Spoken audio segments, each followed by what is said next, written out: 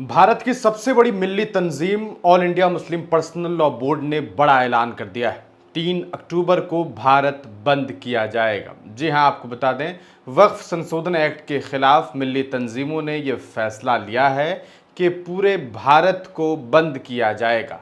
असल में आप जानते हैं कि वक्फ संशोधन एक्ट के खिलाफ मुस्लिम समाज के लोगों में आक्रोश है और सीधे तौर पर तमाम मिल्ली तंजीमों ने मिलकर के इसको लेकर के कई बार विरोध प्रदर्शन भी किया है। All India Muslim Personal Law board लगातार इस कानून की मुखालफत कर रही है। एक अरसे से यह देखने को मिल रहा है कि यह जो बोर्ड है, यह जो एक संगठन है, धार्मिक संगठन है, वो लगातार इस कानून के खिलाफ अलग अलग तरीके से एक स्टेप वाइज प्रोटेस्ट कर रही है और अब सिलसिलेवार तरीके से यह प्रोटेस्ट भारत बंद तक पहुंच गया है। All India Muslim Personal Law board के जो सदर हैं मौलाना खालिद सैफुल्लाह रहमानी और दीगर तमाम उलेमाओं ने और इस बोर्ड के मेंबरान ने इस बारे में सूचना दी है कि 3 अक्टूबर को भारत बंद किया जाएगा। सवाल यह है कि इस बंदी के बाद इस कानून को क्या ख़त्म किया जा सकता है। सुप्रीम कोर्ट ने पिछले दिनों एक अंतरिम आदेश देते हुए कुछ मामलों में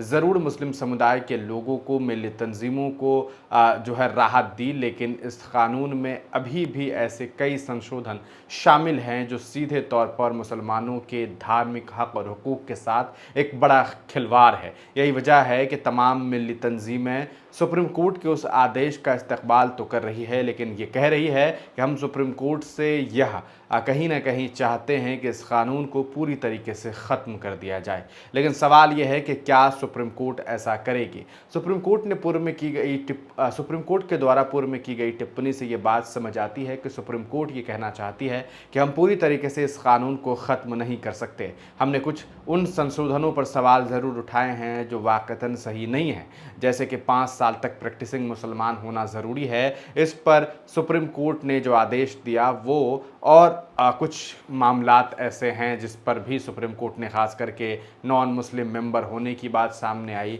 इसके अलावा वह ज़मीन जिस पर पहले से कोई बिल्डिंग है, स्ट्रक्चर है जो ऐतिहासिक है, 200 साल 400 साल पुरानी है, उस पर उसके कागजात हैं या नहीं, इसके बिना पर आप उसे जो है वो सरकारी ज़मीन नहीं कह सकते। तो लेकिन सवाल ये है कि क्या बस ये 2-3 ही संशोधन है जिससे इस कानून को समझा जाए कि भाई ठीक हो गया? ऐसा नहीं है। और यही वजह है कि all India Muslim Personal Law Board ने एक बड़ा ऐलान किया है। लेकिन सवाल ये है कि इस ऐलान के बाद क्या कुछ होगा, आने वाले दिनों में क्या तस्वीरें सामने आएगी, क्या 3 तारीख को होने वाली बंदी कामयाब होगी, क्या इसको लेकर के जो प्रशासनिक व्यवस्था से जुड़े हुए लोग हैं वो इस बंदी को होने देंगे, या इसके बाद फिर कुछ नया तमाशा, कुछ नई ऐसी तस्वीरें सामने आएगी जिससे कई मुस्लिम नौजवानों को नुकसान पहुंचेगा। क्योंकि हालात क्या हैं आप देख रहे हैं, उत्तर प्रदेश के बरेली में क्या हुआ ये आपने देखा, कैसे वहां पर कई हज़ार लोगों के ऊपर एफआईआर दर्ज कर दिया गया है, कई नामजद हैं, कई को जेल भेज दिया गया है। तमाम चीज़ों के सामने अब एक नई चीज़ सामने आई है।